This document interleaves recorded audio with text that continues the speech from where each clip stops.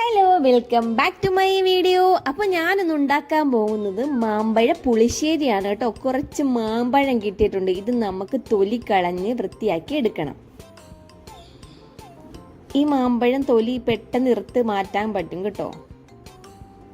ഇത് നല്ല അധികം പഴുത്തിട്ടില്ല, എങ്കിലും പഴുത്തിട്ടുണ്ട്. മധുരം വെച്ചിട്ടുണ്ട് നല്ലതായിട്ട്. നമുക്കിതിൻ്റെ തൊലി ഇങ്ങനെ ഇറുത്ത് മാറ്റാം.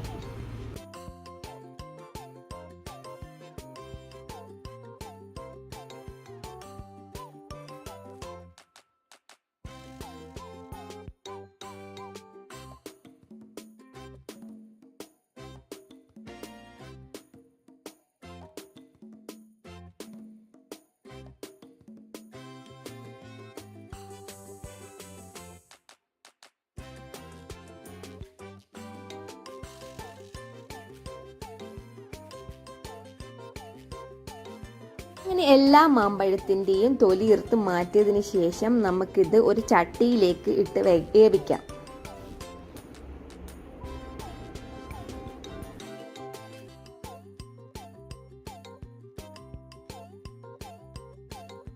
അതിലേക്ക് നമുക്ക് 2 പച്ചമുളകും കൂടി കീറിയിട്ട് കൊടുക്കണം.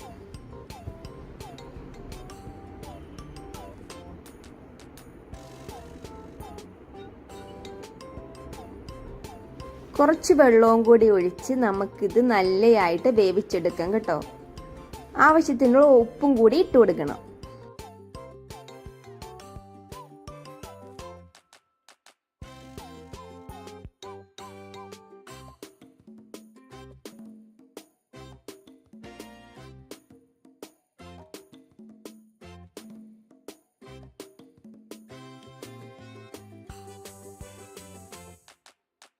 നമ്മളെ മാമ്പഴം നല്ലതായിട്ട് വെന്തിട്ടുണ്ട്. നമുക്കിനി അതിലേക്കുള്ള മസാല റെഡിയാക്കാം. ഒരു മിക്സിയുടെ ജാർ എടുത്ത് അതിലേക്ക് കുറച്ച് തേങ്ങ തിരികെയിടണം.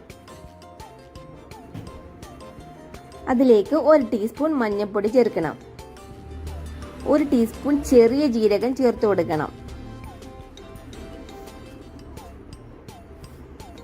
പിന്നെ അതിലേക്ക് 3-4 അല്ലി ചുവന്ന ഉള്ളി ചേർക്കണം കേട്ടോ.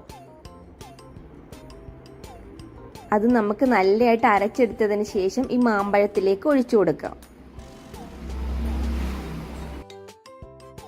അത് നല്ലതായിട്ട് തിളച്ച് വരുമ്പോഴേക്കും നമുക്ക് അതിനകത്തോട്ട് തൈര് അടിച്ചതും കൂടി ഒഴിച്ചു കൊടുക്കണം.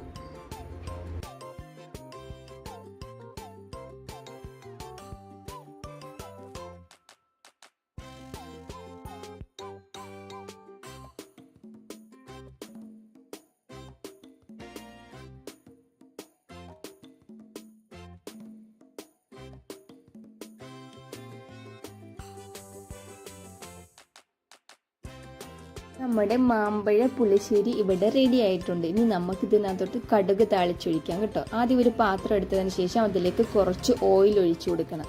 പിന്നെ കുറച്ച് കടുക് ഇടണം. പിന്നെ അതിന് ശേഷം അതിലേക്ക് കറിവേപ്പിലയും ചുവന്നുള്ളിയും കൂടി ഇട്ട് നമുക്ക് നല്ലതായിട്ട് മൂപ്പിച്ചെടുക്കാം. ഇനി നമുക്ക് മാമ്പഴത്തിലേക്ക് ഇത് ഒഴിച്ചു കൊടുക്കാം. നമ്മുടെ മാമ്പഴ പുളിശ്ശേരി ഇവിടെ റെഡി ആയിട്ടുണ്ട്. ഇനി നമുക്കിത് ചോറ് കൂട്ടി കഴിക്കാം കേട്ടോ. ചോറിന് വേറെ കറിയൊന്നും വേണ്ട, ഇത് മാത്രം മതി കേട്ടോ.